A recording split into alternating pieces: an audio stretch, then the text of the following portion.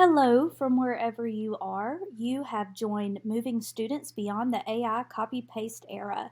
I'm really excited you're here. You can always access the presentation by either scanning the QR code or typing in bit.ly/NCBOLD24AI, all in lowercase.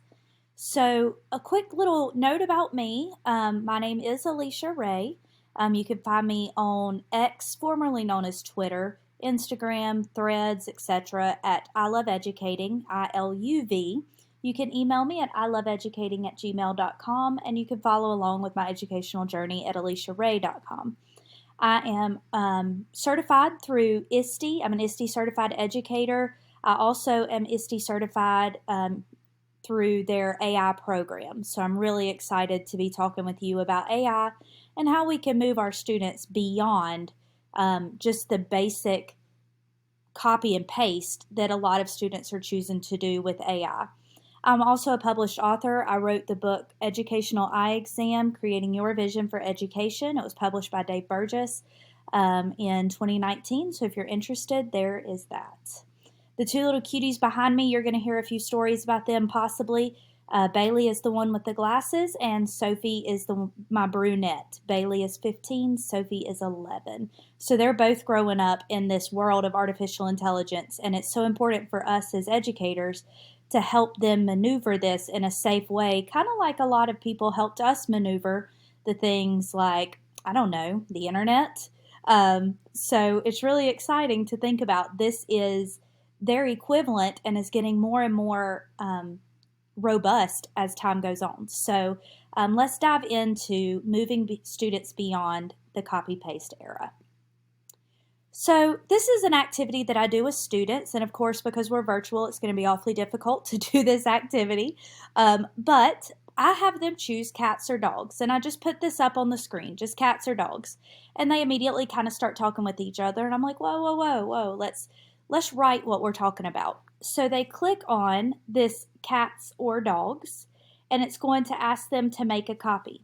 Now, the thing they'll make a copy of looks like this, and it's just a quick think sheet. This is also fantastic for you as you're moving forward, where if you'd like to take notes today, you're welcome to do that. It will allow you to make your own copy. You, of course, have the bit.ly there, and then each of our numbers is assigned to a different group. So as students walk in the room and they're seeing this, they say, whoa, whoa, whoa. All right, let's go through. Your group 1, 2, 3, 4, right? And I number them. We're all educators here. We know that sometimes our numbering system gets some of the kids that may not necessarily be super productive together, end up together in the same group. So use your classroom management strategies to make sure that you are going to have groups that will be cohesive and will work together. So I have groups 1, 2, 3, and 4. They all have this exact same paragraph as their prompt. So let's take a quick look at that. Write one paragraph, 4 to 6 complete sentences, telling whether cats or dogs are the most superior pet.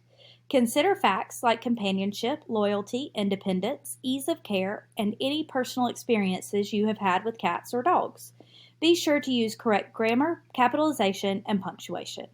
So everyone has that exact same prompt. So then I tell them you may only click on the number that you are assigned. So group 1 is going to click on group 1 and go here. Group 2 will go here, group 3 here, and last group 4 would go to that. Each person has a different assignment with this exact same prompt, and they are given about 5 minutes to do that assignment. So I'm going to show you real quick what that looks like. So group 1, you have been assigned group 1. Do not tell other students what your assignment is. You know how spoilers ruin all of our fun. And so there's their paragraph, but then in bold it says, you may not use any outside resources. You may not use Google, artificial intelligence, or books. You may only use the form to submit your response. So then they put in their first and last name, their class or their session, and then they type in their paragraph. Once their paragraph is typed, they would click submit, and that would be all for them to do. All of my students always know that when you have submitted something for me in forms, it's always going to pop up, and it will always have for you a link or what to do next. It'll give instructions. So in this case, I'm going to click this link, and it's a join code to go to Magic Student in Magic School. So I'll type in my name and click Join Room. I love that it gives me a Using Magic School Responsibly block and have students read through that. Once they're finished reading it, click I acknowledge. Now for these students, this is just going to be an exploration. They can literally click on any of the Magic School tools that are available to them just to kind of play around, see what they can get AI to do for themselves. You may want to remind them that every single thing they type comes up on your side of Magic School. So a lot of students prefer to know that going into it so they don't get themselves in trouble. So you can see all of those. They can go through and play while they're waiting on the others to finish. Okay, so that was group 1. Group 2, if you have students in group 2, again, you've been assigned group 2. Do not tell other students what your assignment is. And there's the same paragraph, but this one says you must use this link to brainstorm before you write anything. You may not use any other resources. Once you begin writing, you must close the link that helped you brainstorm. So again, I have first and last name, my class, and then type the paragraph below, and then click submit. But I have to use this link. So what does this link take me to? When I click on it, it's going to take me to a Magic School room. But in this case, I'm not going to allow them to explore all the tools they want to explore. There's my Magic School Responsibly. Acknowledge. Now look at what I've given them. These are pre-writing exercises. So maybe in Idea Generator, I could click on that and I could say ways that cats are more superior than dogs. Generate. And it will help me come up with ideas immediately. They're independent, they're lower maintenance, they are natural hunters. I could ask it to go look at it again. I can click back, and I could use another tool for if I think cats are superior to dogs. And then I click generate. It gives me some sentence starters. One reason why cats are superior to dogs is, another advantage of cats over dogs is, additionally, cats often, right? So having them go in and play with this and keeping in mind what tools it is they used and how they used it is going to be super beneficial for the next piece. So now they have gone in and they will, in their form, back to their form, oh, there it is. Once they've done their brainstorming before they write, now they have ideas. They must close that out and then click right here to begin typing their paragraph. When they are finished, they will click submit. Guess what they're going to have at the end? The exact same link to go to the same toolkit that group 1 had. So now I'm going to close out group 2 and I'll show you what group 3 looks like. Group 3, same opening information, same paragraph prompt, but then group 3 it says you must write a draft of your paragraph below. Then you will use this link to edit your writing. You may not use any other resources. Remember, you may not use the link until you have written your first draft of the paragraph below. So we put in your first and last name, their class, type in their first draft, then I'm going to use this link. So when I click on this link and I type in my name, it's going to give me editing tools. So now I have a text proofreader, a rewriter, or a writing feedback. So I would just take whatever my first draft is, copy and paste that into any of these that I choose to do. I really like the text proofreader because it does focus on grammar, spelling, punctuation, and clarity. I really like that one. You could also use the rewrite text because it's going to rewrite it so that, and you could put in exactly what the prompt is.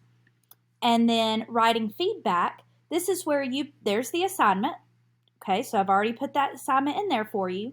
Now you will tell what kind of feedback you want. So if you have a rubric, this is a great place to put that.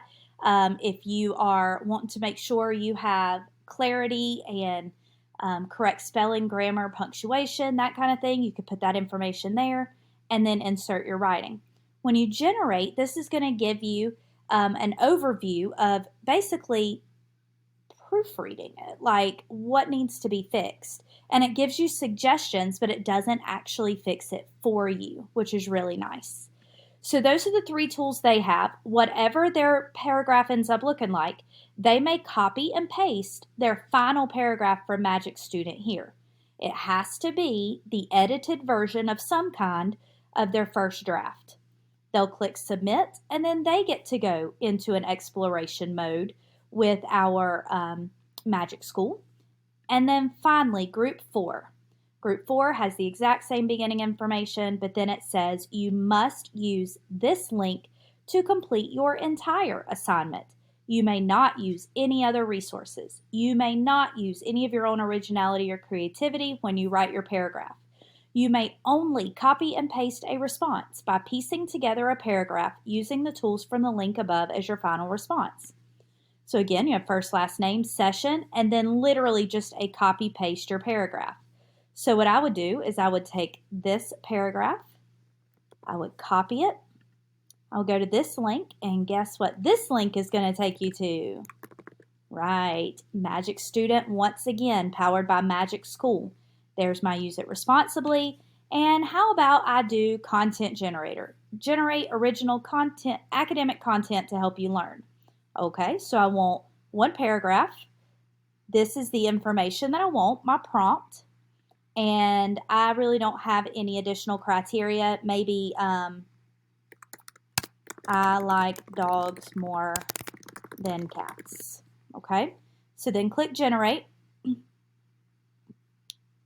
And then the students at this point, they can either ask it to redo something, ask it to change something, make it sound more like a 5th grader or an 8th grader or a 3rd grader or whatever.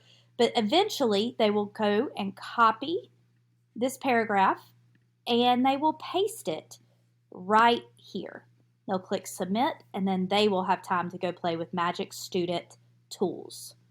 Pretty cool, right? So what does this matter? That's awesome, great, but what's the big deal about it?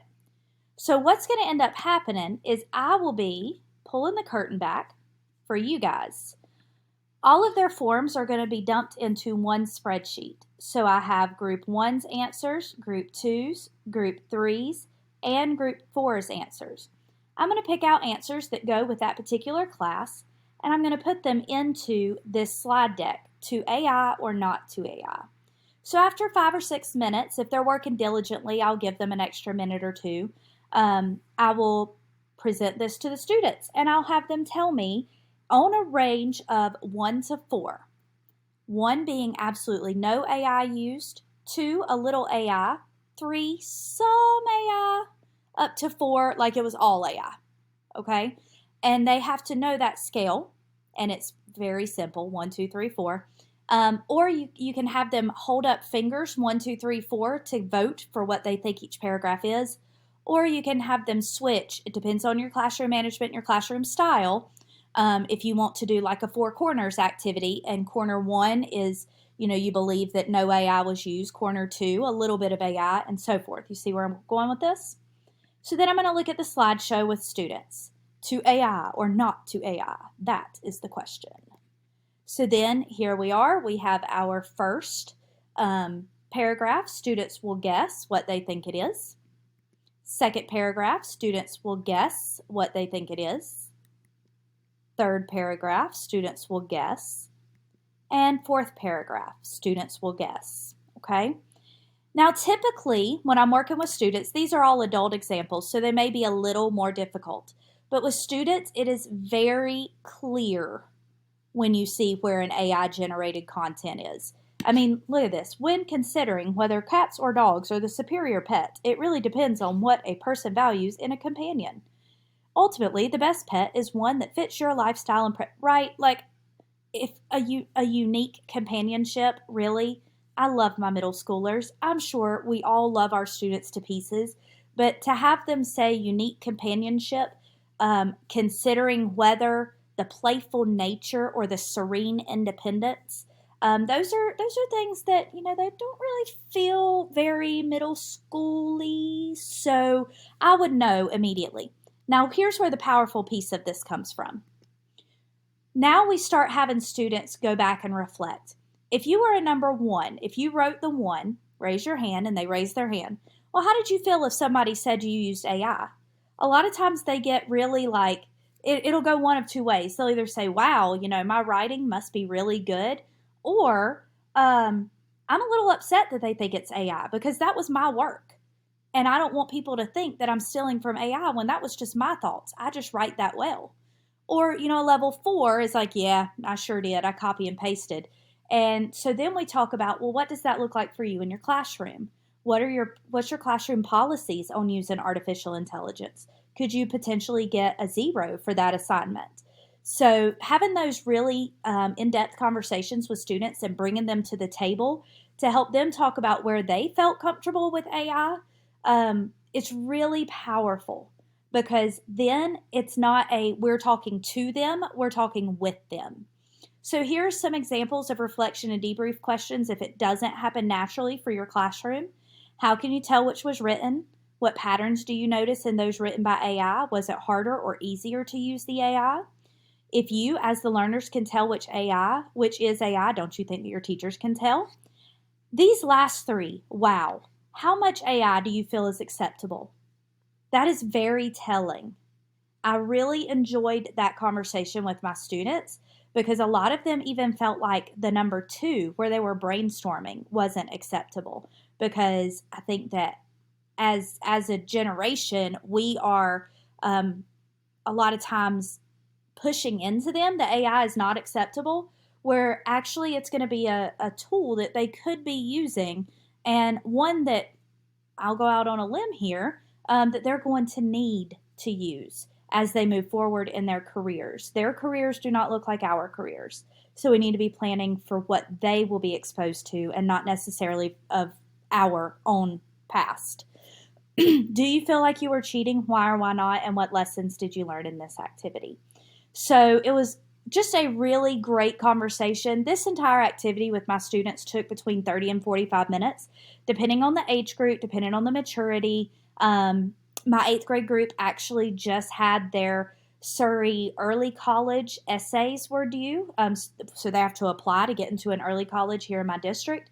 And their essays were just due. And one student said, but wait a minute, do you mean that somebody could have copy and pasted the prompt into an AI and had the AI write their response for them?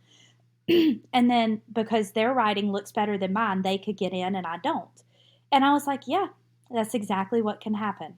Like these are the realities. And so I think at that point, students really started to see where some of the issues with using artificial intelligence are, but also where could this be beneficial? And we talked about, is this leveling the playing field instead of cheating? So let's talk about that. You have all of this, by the way, in your resources document. This resources document is available for you at the very end of the session. Here's your cats and dogs activity. It has directions. It has how to do the magic student links and get it where there's only a few classrooms, a few tools in each class. Each of the forms, if you'd like to make a copy of that to AI or not to AI slides. You have the think sheets that I gave you earlier, and then you also have group directions as PDF. So you have everything you need here in the resources document to do your cats and dogs activity if you would like to. Okay, so here we're going to learn strategies for preventing AI-driven cheating, assessing creativity versus content knowledge balance, being innovative in various assessment methods, and how do we shape the future of academic integrity with this newest digital era. So again, here's the think sheet. If you didn't get to it earlier, you have that now. You can always go there and take notes. So first we need to define cheating. Everybody says, oh, using AI is cheating, right? So I want you to take just a moment and I want you to think about what cheating may look like. Just pause this video and write down what you believe the definition of cheating is, okay? Okay, so now that you have a definition, let's move forward and see what the Oxford Dictionary actually says. The Oxford Dictionary defines cheating as acting dishonestly or unfairly in order to gain an advantage, especially in a game or examination. While plagiarism, which is what many may have just written down, is the practice of taking someone else's work or ideas and passing them off as one's own. Plagiarism is really a copy-paste situation. Cheating is acting dishonestly or unfairly. So now I'm going to challenge you to think a little philosophically about this, right? So when we're doing artificial intelligence and we're talking about copying and pasting, where do you think that falls under? Do you feel like that's more cheating, or do you feel that that's more plagiarism? So I'll give you just a moment to think about that. You can pause the video and write down what you believe using artificial intelligence is, cheating or plagiarism. Okay, so typically whenever we look at policies, we'll typically see the word plagiarism more than we will see the word cheating.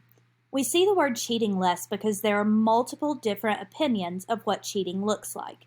If we had been face-to-face or in a large group or even in a live seminar, we would have seen that these definitions of cheating are very different for different people. So when the Oxford Dictionary says acting dishonestly or unfairly in order to gain an advantage, it's really important for us to take a step back and think about artificial intelligence and how it's being used. So let's suppose that we have a gifted education student who works very well independently, and they are jumping in and they're doing AI and they're using AI to submit work. On the same hand, we have a student who has a learning difference, and that student really struggles with capitalization and punctuation and writing in general. Writing is definitely their deficit at this time. So that student who has the writing deficit still has everything in their head. It's formulating in their head beautifully, but the process of putting it from their head onto paper is where the disconnect is. So the reason I mentioned that is to kind of challenge you, as with them using AI, is that actually unfair, or does that level a playing field? Think about our ESL or our ML students, our multilingual students where English is not their first language. Is this an unfair advantage, or is this leveling the playing field for them? It's just something to think about. I'm not going to tell you what's right or wrong. I'm just challenging you to think maybe a little differently, or maybe to affirm your current thinking.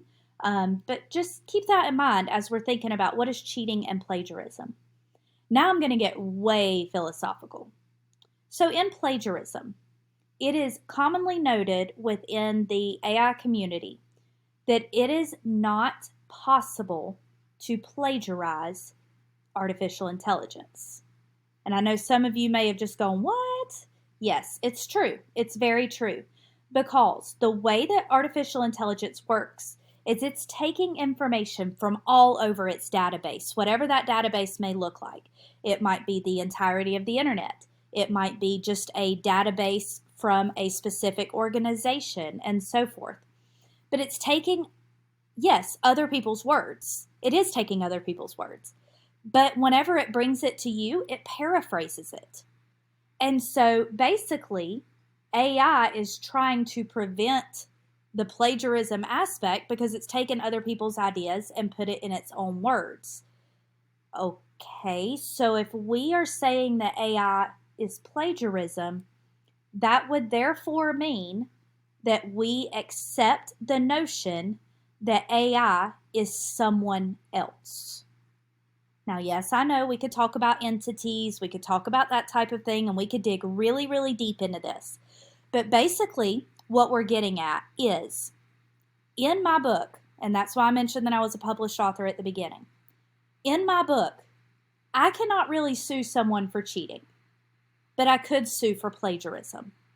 So now do you see why this conversation in artificial intelligence is so important? It really becomes a legality. And there's so many lawsuits right now trying to decipher if artificial intelligence, copying and pasting, or using AI, passing it off as your own, if that is considered plagiarism in a legal sense. So just think about that moving forward and keep an eye on what different court systems are saying about this. I think it's going to get very interesting as we move further into using artificial intelligence. So I am not going to ask you to read this entire slide about how many students are cheating using AI. I'd like for you just to read the bolded information. Pause the video and read that bolded information. All right, so what did you get from that? For years before the release of ChatGPT, 60 to 70% of students admitting to cheating. And that remained the same in the 2023 survey, which was after ChatGPT was released. Now, I have a lot of questions. I'm a librarian as well as a CTE teacher, so my librarian brain pops up and says, wait a minute, what questions were asked? How were they asked? Was there bias in the questions? It says they polled 40 different high schools, but how many students did they use, etc., right? So if you're interested in finding out more of that, you can click on this little Bitmoji here, and this Bitmoji will take you to the Education Week article that is about this very thing. I will note that when I read this, basically what it told me, cheaters are going to cheat. It didn't matter if I gave them an encyclopedia and a piece of paper and a pencil, or if I gave them the most advanced generative AI tools. So it told me that AI is not the problem. Morality and ethics is the problem. So that's something that we need to be thinking about. And I truly believe that bringing students to the table, as we did at that beginning activity, I think that that's going to bring more morality and ethics to the table than just telling them you can't use AI because you may cheat with it, right? So moving on, how do we check to see if somebody has used AI to cheat? Well, I can tell you what not to do. According to our North Carolina Generative AI guidance, it is very clear that North Carolina takes a very strong stance in not using AI detection. We are not going to copy and paste our students' work and put it into an AI detector because it is not accurate. Think about whenever we are we're sick and we go to the doctor and they're going to give us a flu test, right? And they come to us and they say, well, the flu test gives false positives and it also gives false negatives, but we're going to try this anyway. That wouldn't make sense, right? You would ask for a different test. You would ask for some other way to determine if you have the flu. Well, it's the same situation with AI-generated text. The AI-generated the AI detection is not up to par. It probably will never be up to par because if someone is determined to cheat, they will cheat. They will find a way around it, and you'll see that by Sam Altman here in a moment.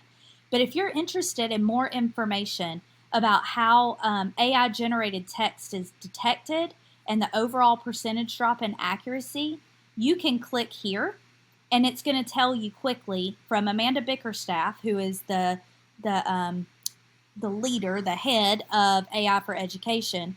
This is in one of her articles, AI detection fails again, from April of 2024. So click on this image and it will take you to her stuff, and I think you'll be very impressed with what she has to say.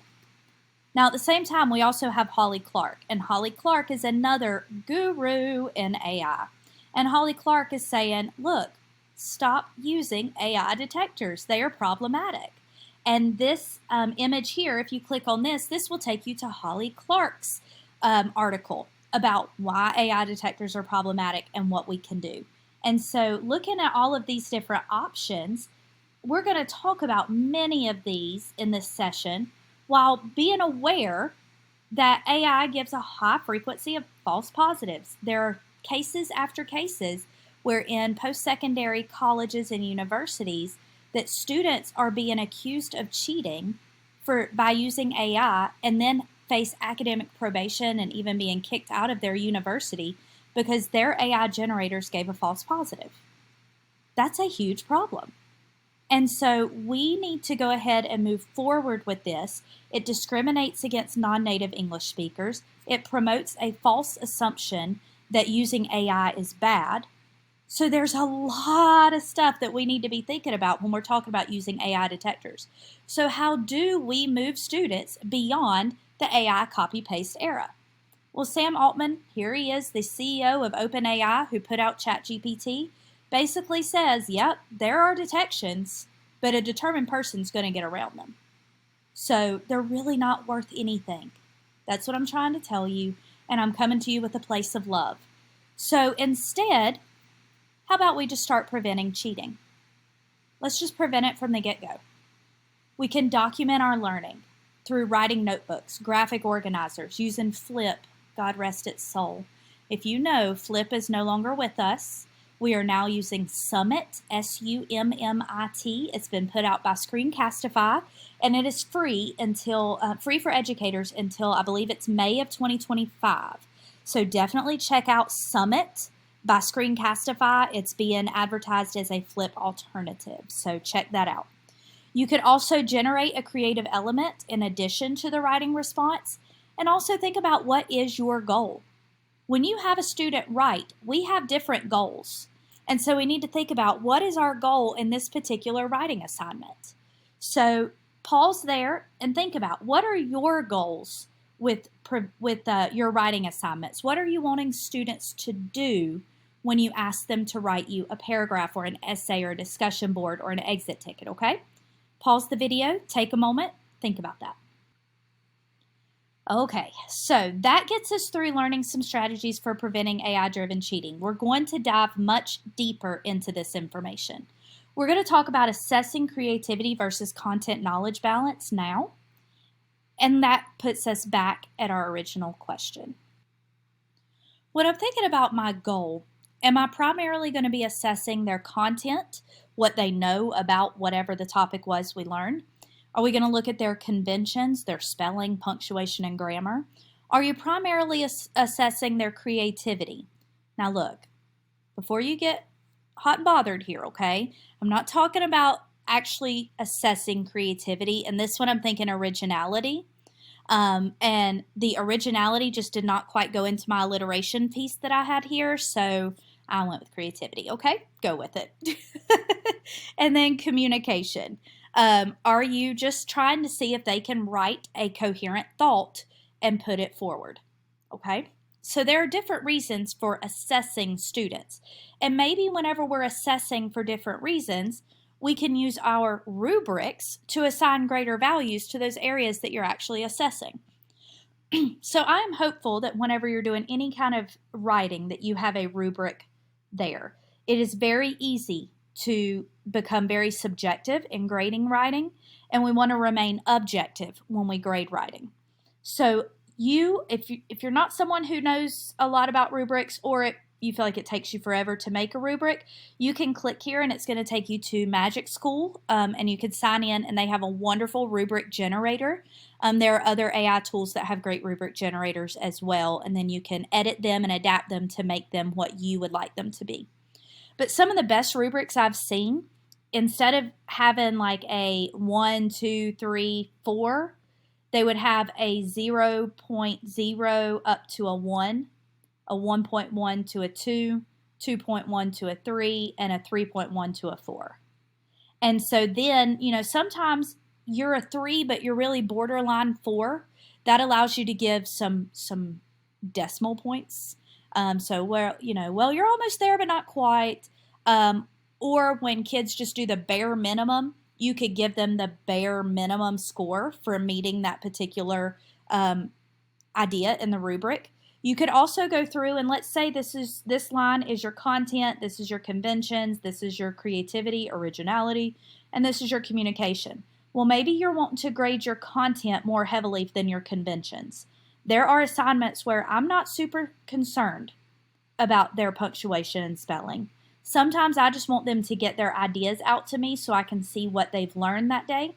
So maybe my conventions would become a ×1 while my content becomes a ×2 or a ×3.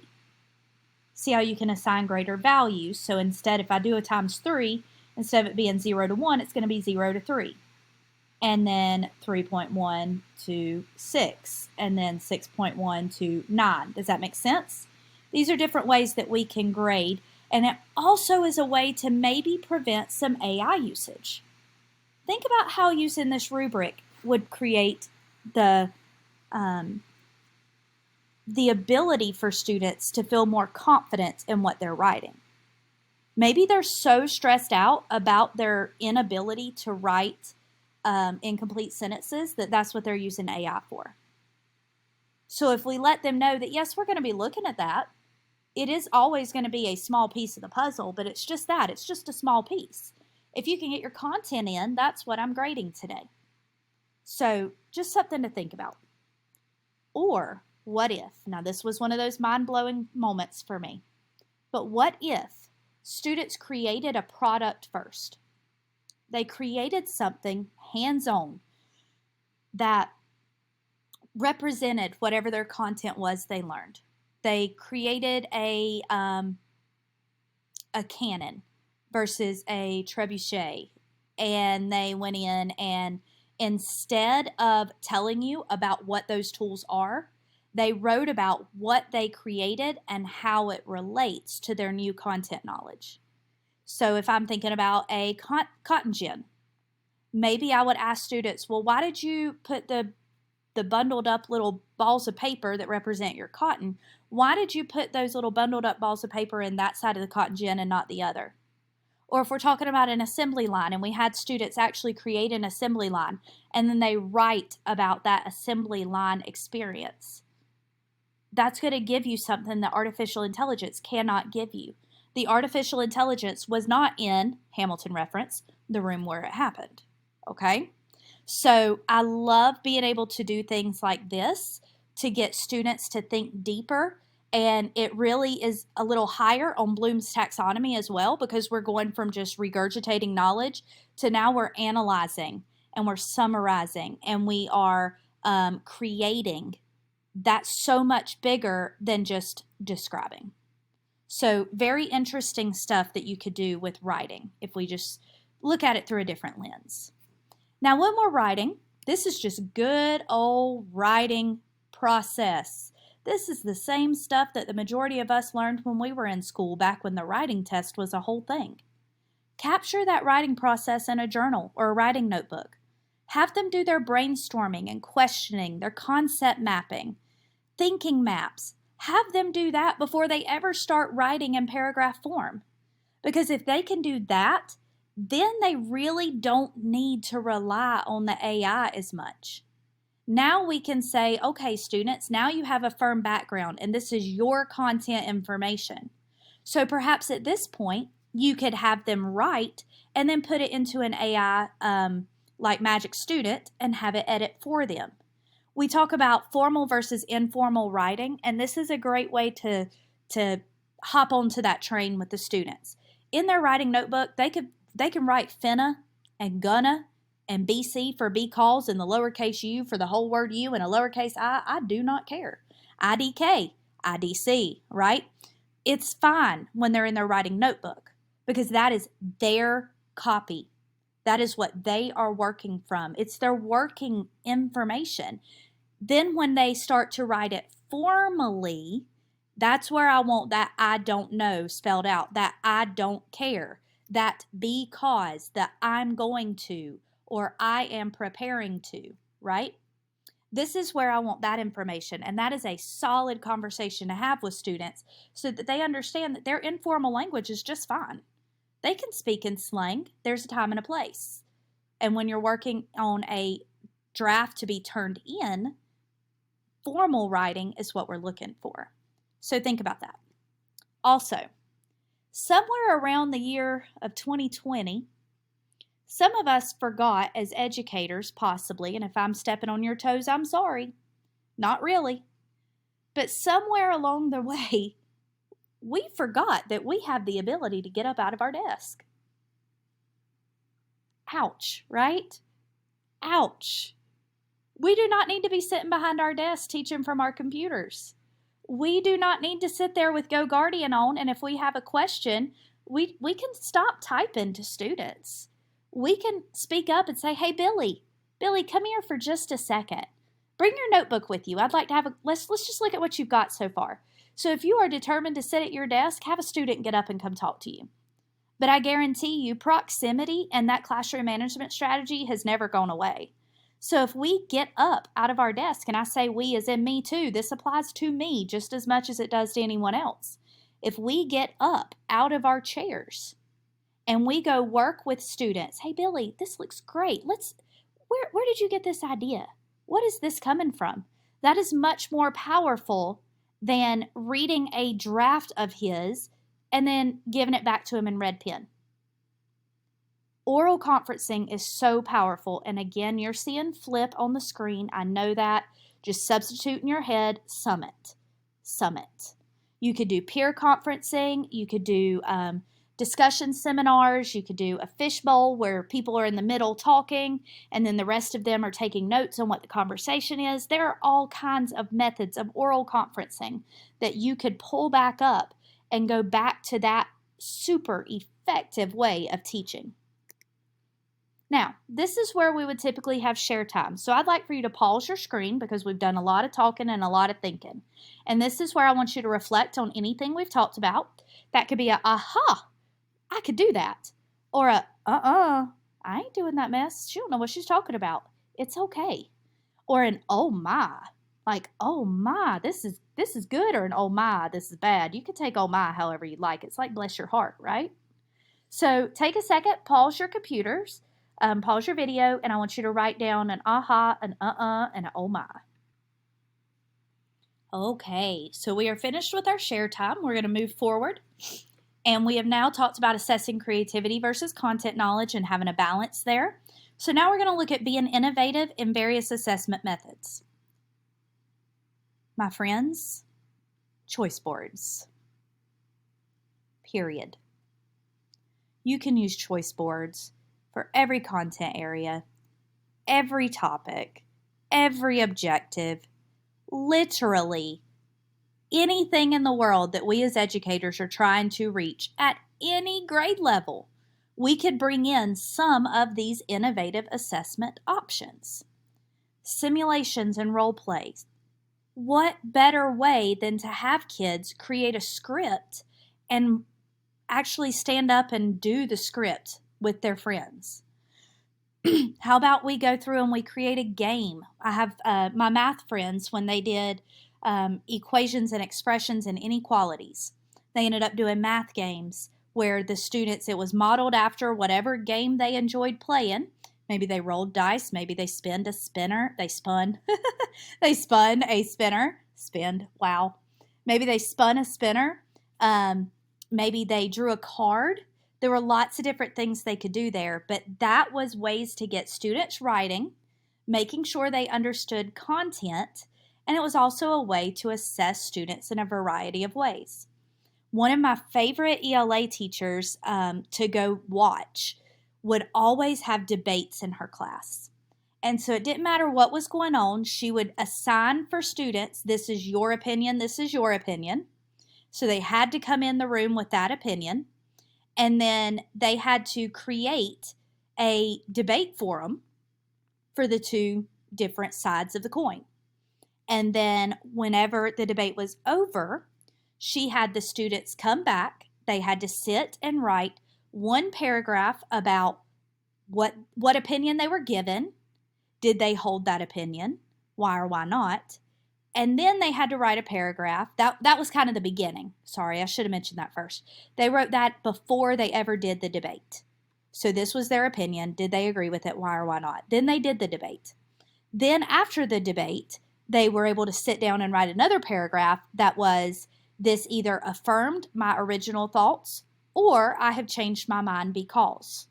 Again, an AI was not in the room. Therefore, the examples that they give should come straight from the debate that was just had in the classroom. So it would be very clear and very obvious to know if a student literally copy and pasted your topic into the AI generators. So again, we don't need to use an AI detector. because we can see as educators, as professionals, that this was student written or if it was AI written. Website design is another great one, having students create a podcast. Love those different things. So there's some innovative assessment options. You can always go in and create your own. I just put this slide there, so if you want to pause and take a moment to create your own, you're welcome to pause the video, take some ideas of mine, take some of your own ideas that are tried and true that you know work, and create your own choice board. Okay, so pause the video if you'd like to. If not, we're going to roll on. All right, so the last piece of this session is shaping the future of academic integrity in our newest digital era. What does academic integrity really even look like anymore? Well, you can click on any of these different logos of post-secondary colleges and universities. So we have a little bit of everything represented here, some in-state, some out-of-state. We have some university systems within our system. We've got pretty much everything that you could really want, I think. I tried to grab a diverse assortment of academic integrity information. So any of those, if you click on it, you're going to see either information from the provost that's telling their instructors and their professors how to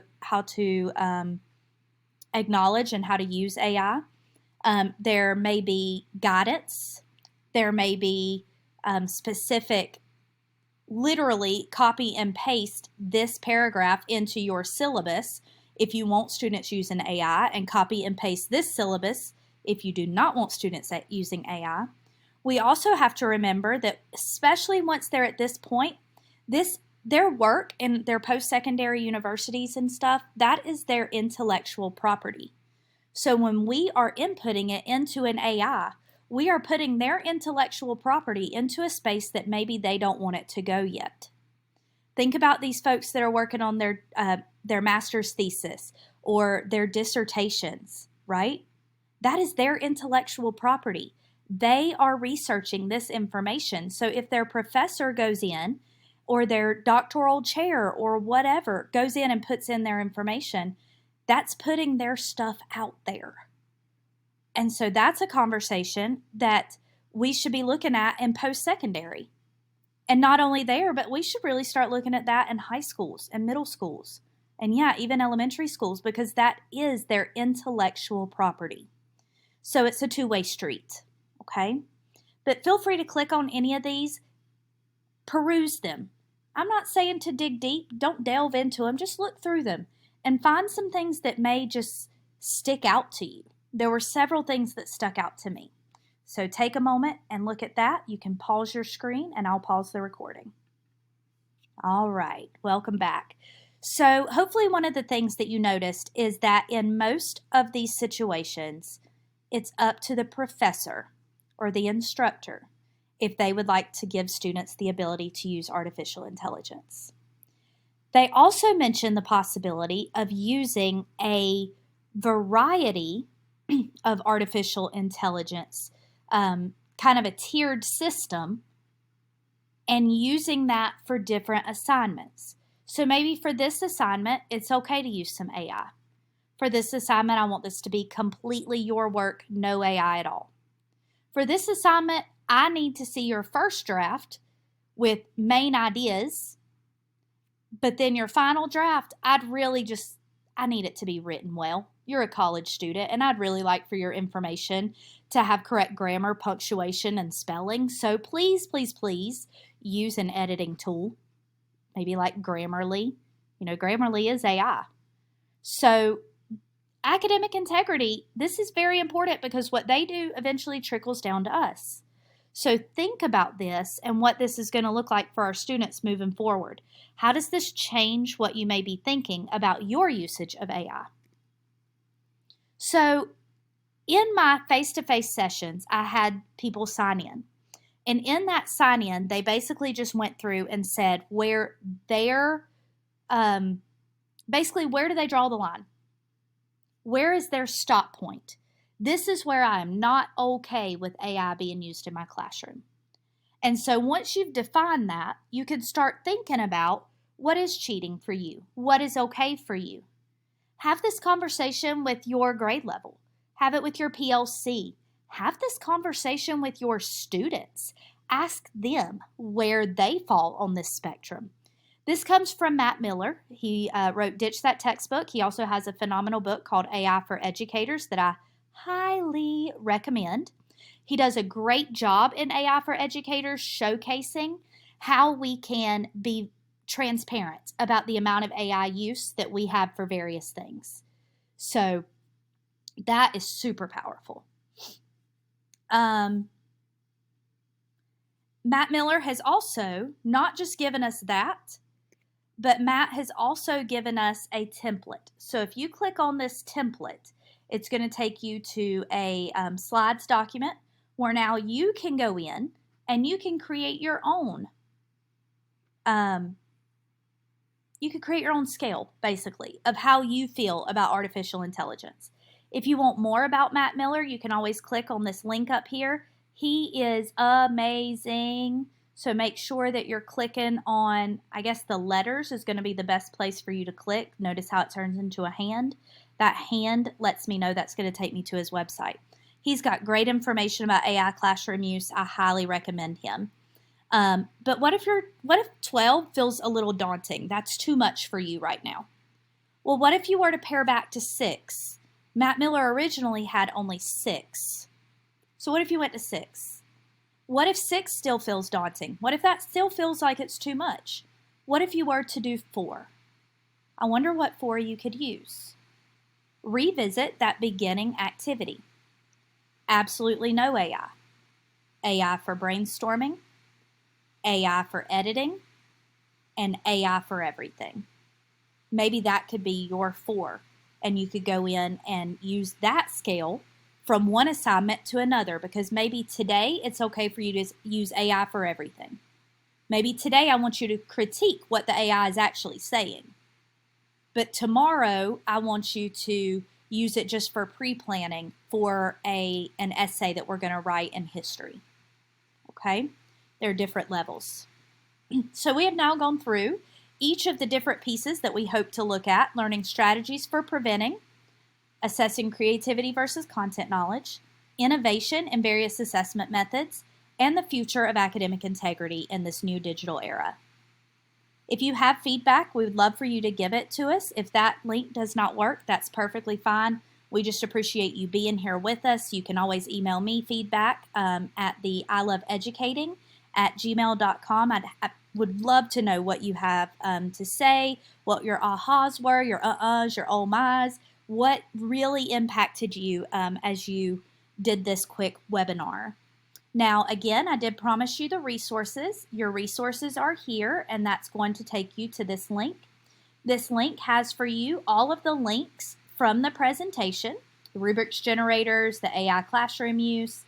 It also gives you all the links for the academic integrity. And then I also give you some additional resources. These are books and websites that are my go-tos for AI and what I need to know moving forward when I'm teaching students and other educators how to be AI literate. Here is a video for creating rooms in your Magic Student and how to access Magic Student. And then these are the objectives that we reached through this presentation, as well as the alignment to the new digital learning competencies. Again, thank you so much for joining me today for Moving Beyond AI Copy and Paste Era. I appreciate you being here, and I hope that you have walked away with a lot of great new knowledge, and I look forward to hearing from you soon. I'm available if you have questions. Have a great day. Bye-bye.